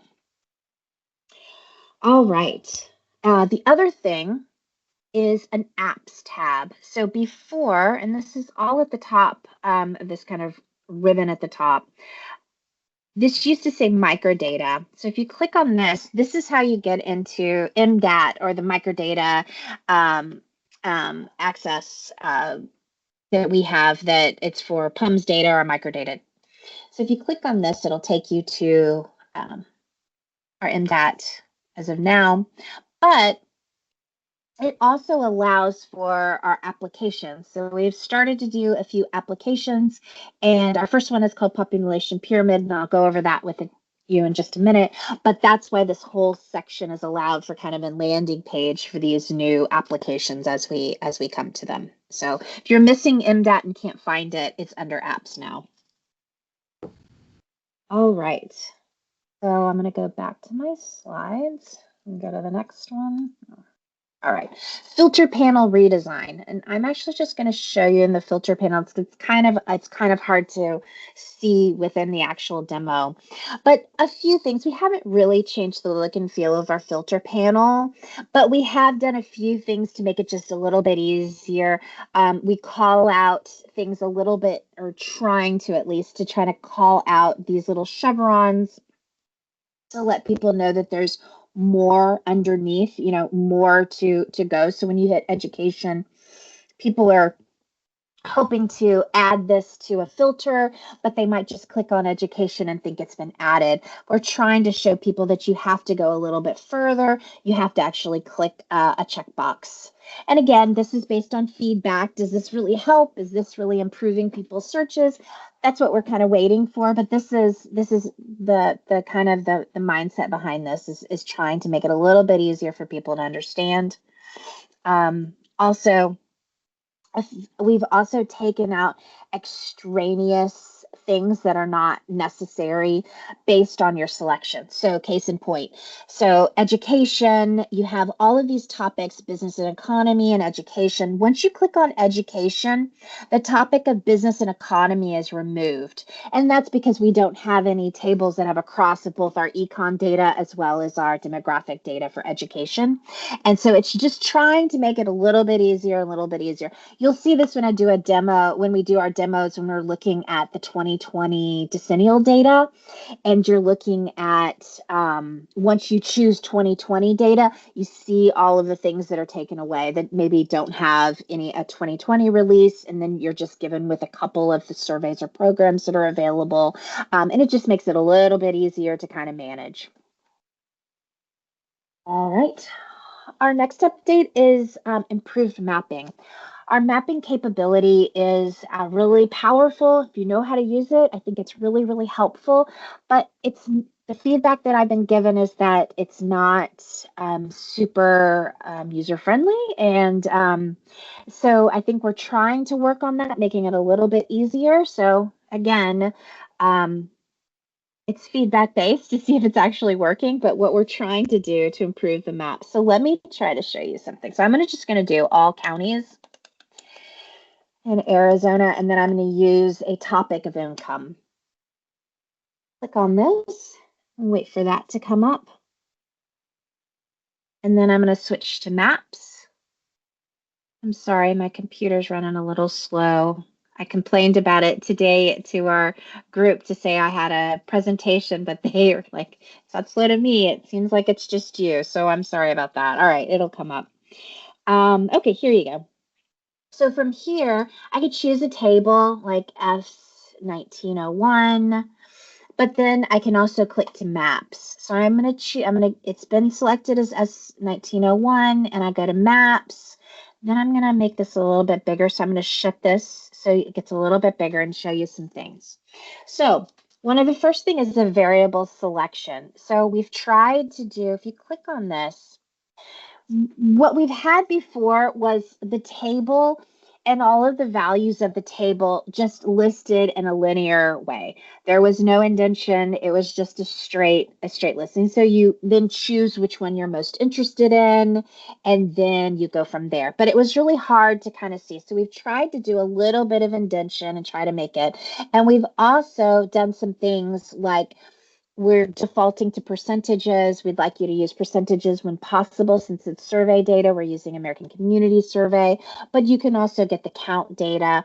But by clicking on this units, the data that you're getting back is not going to be percentage. It's going to be the count data. So here I've chosen median income for households. You can also go back to percentages. You can also look at dimensions. You have different dimensions that are available based on what the table involves. If it's just straight detailed or base table, you may not have all of these, but different things that are offered so that you can go in and kind of use the same most of the same kind of stub of these values, but being able to look at it in an easier way than just kind of this endless scrolling of some of our 300 line tables, and just hopefully trying to make it a little bit more user friendly. Another thing we've done from here, we clicked on this, you can, let me show you, is the selection. So we had a lot of questions right now about how to select if you wanted to add something. So before we had a box where you could go in as a box and choose something, or you can actually, I'm just going to take that one out. Or you could go in and do a circle. So we've added a circle. This makes that a little bit easier. Or what my favorite is that you can use a lasso. Now, a lasso is not necessarily having any particular shape, but what I like to do is lines. And so when I like to do something about like what borders, what borders something, you can do a nice way of kind of looking down like this and grabbing those things from there and being added to your data. So just different ways to be able to clear things or to select things.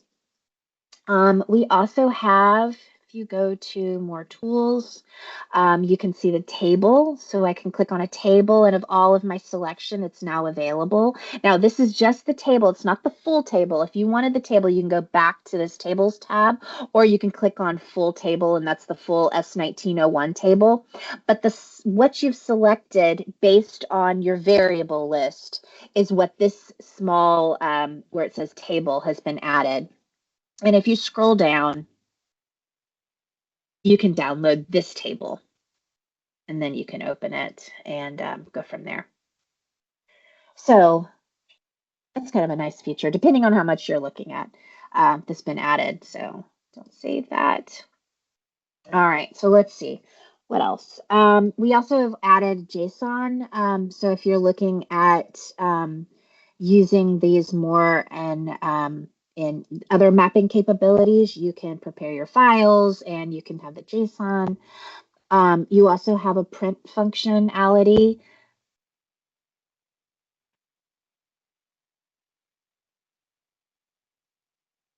Oh, that's the JSON. So mine's just a little bit late, but the download's available.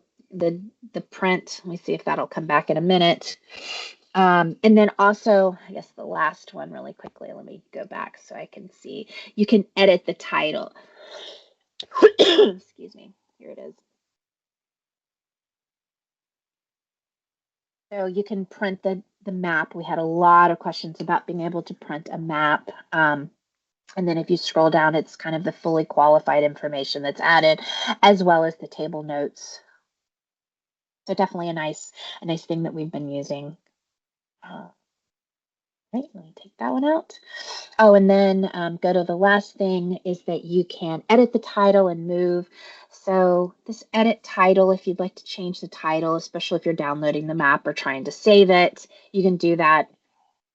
And then my biggest thing is that it doesn't show so much here when you're trying to, but I've definitely had issues with having the map kind of just my legend right, plopped right in the middle of what I'm working at. So now you're able to move the map, and then you're also able to collapse it to where it's much smaller and gets out of your way.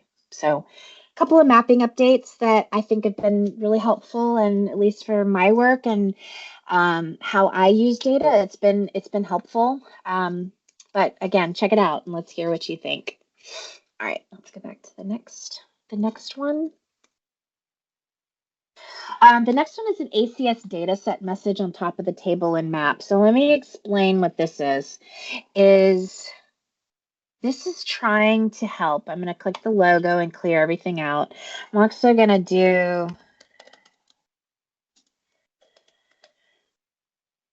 Okay, just going to put commuting and Tempe, and then I'm going to show you, actually, so that when you click on a table, you'll see that if it defaults to a 1-year table, it'll show this new note that we've added that basically says that the 1-year data are published for geographies with population 65,000 or more. For more information, look at the guidance. And the reason for this is that once you've gone somewhere and you've selected something that's 1 year, that is large enough to have a 1-year data, and then you go into geographies, you then have an issue because you're stuck in that data set. So if I go to county and I try to go to all counties in Arizona, you're not going to get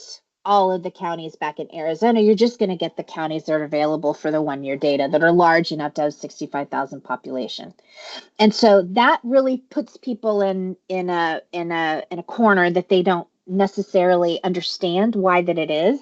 And so what we're trying to do is add this note to let people know you're in a 1-year table. But we have quite extensive usability sessions that we work on quarterly. We have novices and also experts that come in, both mobile and desktop, that come in and do a series of baseline studies to see if we're improving as quarterly.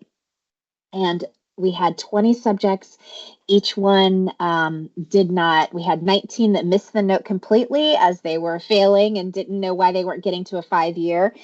They missed the note completely, and one saw the note and didn't understand what it meant. So I think we need a little more work on it, but the point is we're, at least trying to keep people from getting kind of stuck in here, because this geography isn't a global filter. It's based on the data set that you're already in.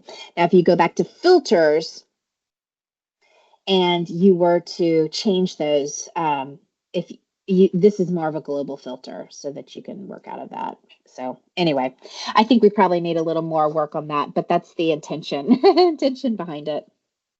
All right. Now, the last thing is not the last thing, a couple more. Let me get the download table and the profile and map. So I think we were looking at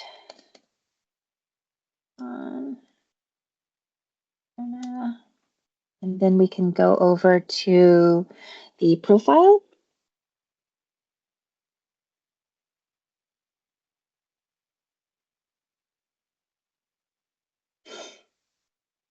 And then once this pulls up, we can go down. So we don't have the ability to create a PDF of the entire profile. But what we do have is that in the special sections that have been added that have charts or can create tables, you can download that table. Let me show you. Just kind of similar to how I showed you the map, how the table map has a download. This is kind of the same thing. So here's our pop pyramid. And then here is a good example. Here's ancestry. And then right here, it says show table. If you click on show table, you can download these tables. So that's what it's trying to show you. Right. Now let me show you a couple more last things really quickly. The Pop Pyramid app that I kind of teased you with. Let me show you what that is really quickly. We go to apps. I click on Population Pyramid. Now this is a specific app that isn't interactive until the very end, where you can then put in your geography of choice. But essentially, this is just kind of our first step into try to making data more user-friendly and get people maybe excited about how data can be shown in your community by using a pop pyramid. So just a little bit about what a pop pyramid is. It talks about how You have gender and sex on one side or the other. You have males on the left, females on the right. You've got age on the left-hand side. This is covered by 5-year ACS estimates.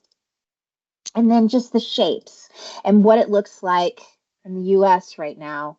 And then looking at different communities and how they can be shaped by these pop pyramids. So like children and family, you see, much larger at the bottom to account for the more children.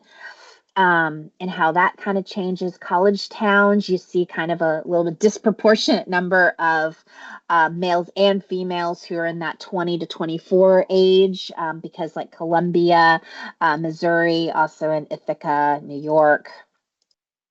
Military bases, where you see kind of this big outlier of young adult males, in places where like Camp Lejeune is located, Fort Campbell. Retirement communities where things are really, really top heavy, but not very much once you hit 50 and below. Sun City, Arizona, is an example. And then right here, it allows you to then go in and put in your area and to get your pop pyramid, and then be able to connect it to our profile. So just different ways we're trying to kind of engage users, just in a different way, make things a little bit more fun, more user friendly. All right, the last one is our geo info table. Now, this is very much a niche item that not everybody is interested in, but we sure did hear about it when we switched over from American Fact Finder, and we no longer had this. It was called the G001 table, if anybody ever used it. But what it is, excuse me, let me show you here. Clear my out. I'm going to put all counties in Arizona. Press enter. And then I'm going to look through my filters, and I'm going to go down to the geo info table. If I go to, and it's located, gosh, my thing's slow. I'm so sorry. Give it one more second. Here we go. It's like slowly pulling up. If we, on this left-hand side, it's actually under surveys and programs. If you scroll down, there's one that's just called geography. And if you click on this one, it's just one table called geography information. You click on this, and then you can go to the table. And I'm going to shut this so you can see it a little bit bigger. But it gives all of the all counties in Arizona, and it gives you basic geographic information. So land, square miles for land, water area, and then you get your latitude and longitude. And so again, very, very popular, but not everybody needed it or used it. But you always hear these things when they get taken away. But definitely really nice to have, and we hope that this kind of hits the mark for some people. All right, I'm going to go quickly back. So those are all of our main updates. The upcoming enhancements, really, it's based on user feedback. We've worked and pushed a lot of updates out, and so we're just kind of gathering all of the feedback so that we can do some edits and adjustments from there. And then we're always looking at additional visualizations and new apps. But that feedback of the new things that we've added to Data.Census.Gov is a big one. The other thing is that we are working on an MDAT design update. So we have, and our MDAT is very popular. Again, kind of a niche item. Not everybody uses it. It's for people who can't find if they're looking for tables, our pre-tabulated tables in Data.Census.Gov, and they can't find what they're looking for, it's an option to go in and use it's almost a table creator based on microdata, to kind of create your own custom tables. So pretty popular, not as popular as Data.Census.Gov, but popular nonetheless. Well, we've had this and it's been out for several years. The problem is that it was not built in our code base of Data.Census.Gov. So what we're doing is, and I'll show you a quick little, it's not this one, hold on. I can't get to it. Here we go. We're just redesigning it right here.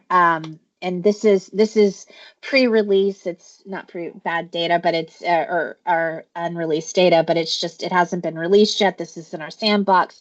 So it essentially looks very similar. Instead of having geographies up here, it's selecting geographies down here, but has pretty much the same look and feel of what's being worked on.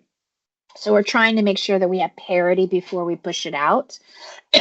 But we're looking at releasing it just before Christmas, about December 17th, unless we have some issues. And so something to look forward to. And again, love your feedback for it.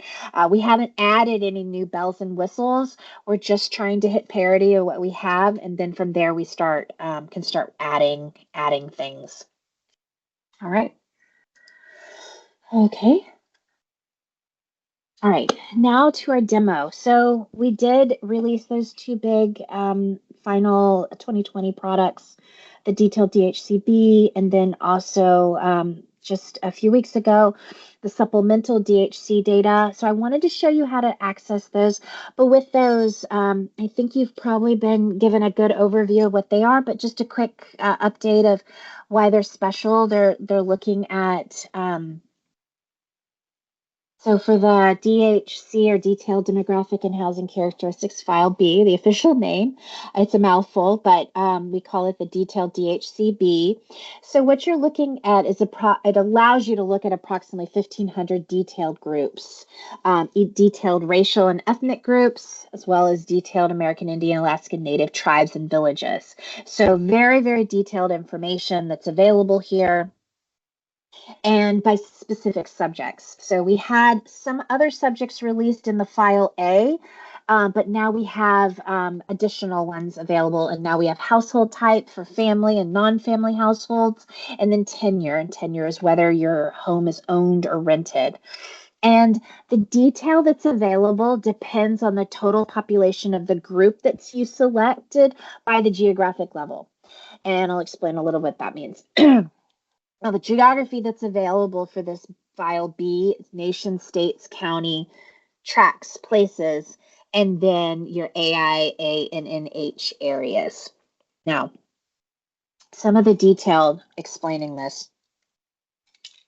So it's based on your geographic level, the geography level you're looking at, and then the total count of the population group you're looking at. So if you're looking at nation and state, your population group can be a little smaller. So you can have, and then it shows what's available from here. And then if you're looking at sub-states, something like a county, and then the AIA and NH, you can, it's a little bit different. So from here, you find your area that's available, and then you can kind of do a little crosswalk over and see what tables are going to be available. So for household type, the smallest of the groups, you'll just get the universe, or that total, that count for household type or tenure. And as they get a little bit bigger, you have a little bit more detail. So the 471 to 970 people for a nation and state, you get 2 categories for household type or 3 for tenure. And then it goes up from there all the way up to, if you have 6,971 plus people of your population group, of that pop group, for nation and state, you can get 8 categories and 3 for tenure. So always important to kind of see where you are with this. Let me show you one thing too. So what this does is that then you'll basically see all of the tables, and a little bit having to kind of hunt and peck where you're available, especially if you're looking at multiple pop groups or multiple geographies. The tables will show, and then it'll be available on some tables, of course, based on that information that I just showed you. Because of this, a couple of things are important to know. I'm always going to show you how to access the data doing the year first, 2020, and then also using the survey filter. And the reason for that is this example here.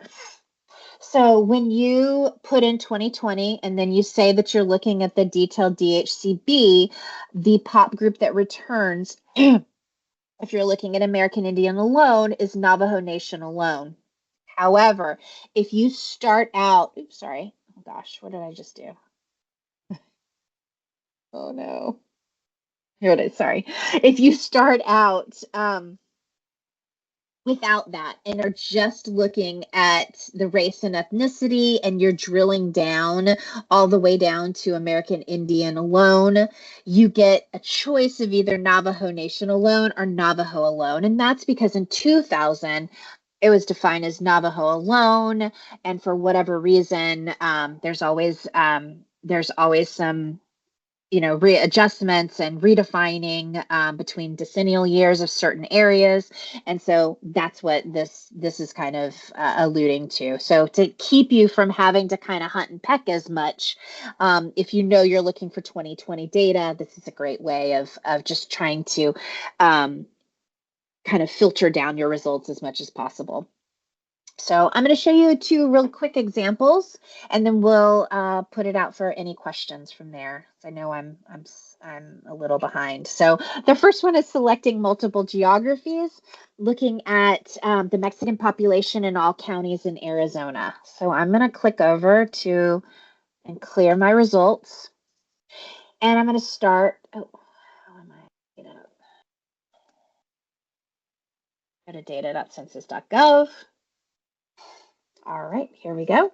And then from here, I'm going to use the advanced search button. I'm going to skip over this single search bar that I had been using earlier in advanced search because I know exactly what I'm looking for.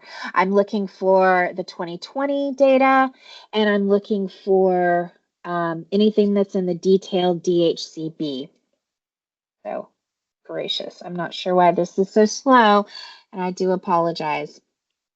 All right, here we go. So I'm going to scroll down to the left-hand side and click on 2020.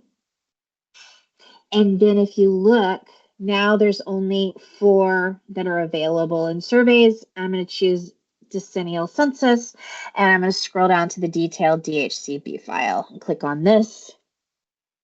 And then from here, I wanted all counties in Arizona. So I'm going to go to counties, and I'm going to click on Arizona. And then there's all of these counties listed, but I'm going to use this collection of all counties in Arizona and make it easier for myself. And then I'm going to go to topics, and I'm going to go to race and ethnicity.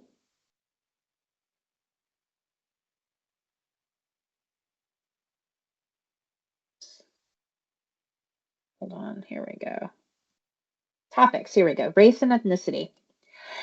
And then I'm going to click on Hispanic or Latino, and then I'm going to do detailed Hispanic or Latino, and then there's a selection for Mexican. But if you see, it also has this caret, so I'm going to click on this because I need to get to the selection where I click the checkbox, because that's what it allows it to be populated onto the table. And I can know that it's been added by scrolling up to the filter whenever it finishes thinking. There we go. And I see my 4 filters that have been added, and then I'm going to go ahead and search.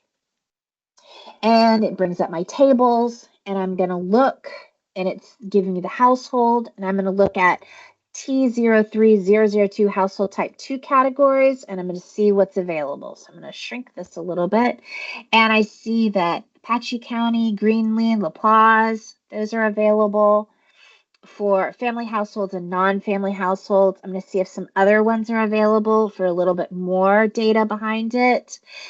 I see that several others are available, and then I'm going to go and see if we have something for 8 categories.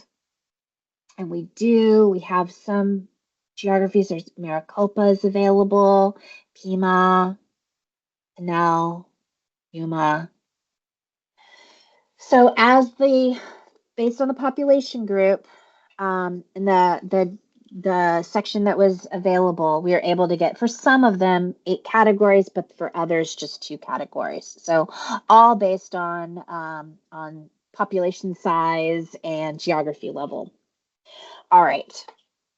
This is also a great time. You can go in, you can do a zip if you wanted to look at that. That's machine readable. You could also do an Excel where this just looks at the table the way that it's been given as household type. And then you scroll to the data and you could see it as a little bitty table if you ever wanted to print it out or kind of share it, kind of a tiny table, but it's there for you to look at. All right, so I'm going to go to the next one since I'm running out of time and look at, hold on 1 second. The next one.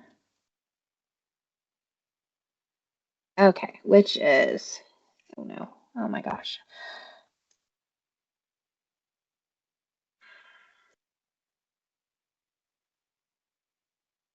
Here we go. I'm so sorry. Selecting multiple population groups. So I'm looking at all available Black or African American alone or in combination groups in Pinal County, Arizona. So a little different before. We were looking at multiple geographies. Now we're looking at multiple population groups.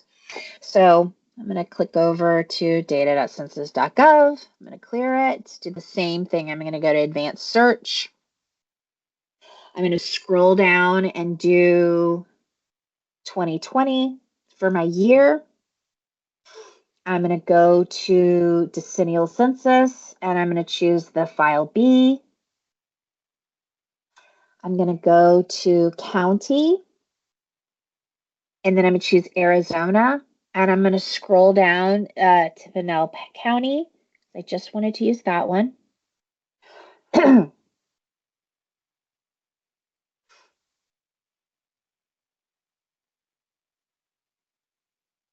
And then I'm going to scroll to race and ethnicity like I did before. And this time I'm going to look at the selection for Black or African American. And then I'm going to do detailed Black or African American alone or in any combination. And then I'm going to choose, I don't want to scroll down any further or drill down any further because that's just more specific. I'd actually like the all available detailed Black or African American alone or in combination or any combination of races. So I'm going to click that. So I want to get all of those to return and I'm going to click search. And I see my tables that are returned. Oops. So it looks like 2 categories. That means we don't have anything with just 2 all right. Something's wrong. Hold on. Let me see if I'm just missing it.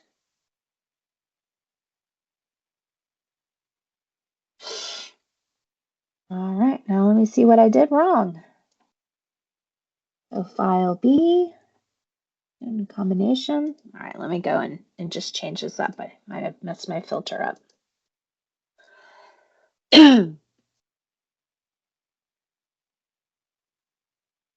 In combination, oops. Go to race and ethnicity. Black or African American alone or in combination. Let's just do alone. And then all available races. Let's see what we've got there.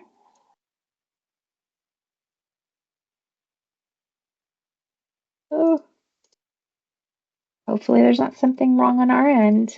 We'll have to check because it should be coming back. But I will check on that since we don't have very much time. And then we have only a few minutes. The supplemental DHC data is very similar to the same way, except for you're looking at the DHC. You go back to the filter if you take the B off. If you're looking at just choosing supplemental, and then you can drill down the same way that I've shown you before. Gosh, I don't know why it keeps moving. Maybe this is the problem. So, like it just switched to our internal environment was the problem. So I'm sorry. I don't know if I clicked something on accident or what. But from there, that allows you to see the different tables, kind of similar to how we were looking at the different geographies, but this time it'll show you the population groups instead. And as I'm finishing this, I guess we could turn this back over to Alan, if you have additional things, and I can kind of finish this one up, just show you the last thing. If you want email updates, we have a newsletter that's available here. And then if you have any questions, please check out our resource page, but also please let us know. We are always happy to answer any questions, and definitely have any kind of exchange with you that you're be interested in.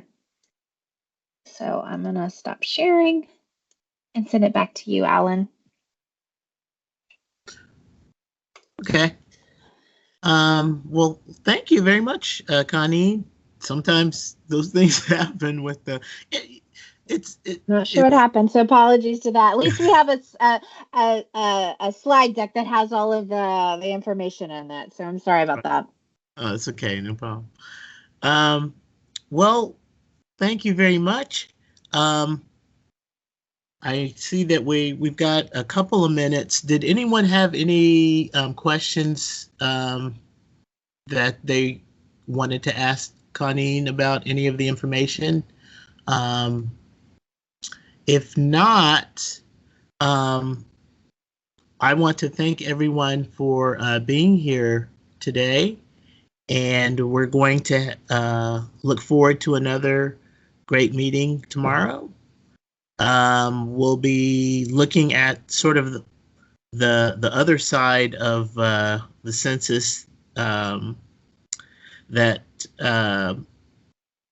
the other side of their data. We'll be looking at the LEHD program with Miss Erlene KP Dowell. She's with the Economic Management Division, and that's what we'll start out the day tomorrow. And she'll be looking at the LEHD program, which has a lot of, also a lot of data, and important data for folks. Like, for instance, our area, we work with the Arizona Office of Economic Opportunity, also has an area that works in the workforce development, and they use a lot of those that program information from the LEHD. And we'll also have Lacey Lofton again tomorrow. She'll be looking at some of the census tools. We'll be looking at the Census Survey Explorer, and then she'll also, we talked a little bit about it today, but she'll be kind of looking in more detail about the American Housing Survey, and what kind of information they have for you to explore. And then at the end of tomorrow, I will just go over briefly some of the things that the State Data Center program has been doing for since the last time we met last year. So I see it's 11:30. Hey, Alan? Yeah. Yeah, I know it's the end of our scheduled time. Can I ask one question? Sure. Hey, Kenyam, thank you for coming back to give us this presentation. So I think I may have asked this before. When you go to the filter and look at the places, most of the time we're interested either in all the incorporated places or the CDPs. Rarely we want to put them together. I don't see a way to just select the incorporated places. Has this been talked about? Is this something that you think the Data.Census.Gov can implement to allow people to select just incorporated places? I would have to, so we get everything from Geography Division and how they package it and give it to us. I will definitely take it back and ask. I think we've only had one or two other requests for it. But I'd see why you would be interested in that. But yeah, I'll definitely take it back. I don't know of any work that we're doing for it specifically, but I'll definitely take your feedback. Okay, thank you. I know technically it should not be too difficult because in a table. No, you're right. Yeah, Right. there is a property that identifies, the type of place. So yeah, that will be very helpful for us. Thank you. Yeah, well, I will let them know. I'll let them know for sure. And you're right, there is an identifier for it, so it shouldn't be an issue with the CDPs, but I will ask. Okay, great. Thank you. Thank you. Okay. Great. Okay, so we'll go ahead and adjourn the meeting for today, and I hope to see all of you back tomorrow. So thank you again, and we'll see you back here at 9 a.m. tomorrow. Thank you, Alan. Thanks. Yeah.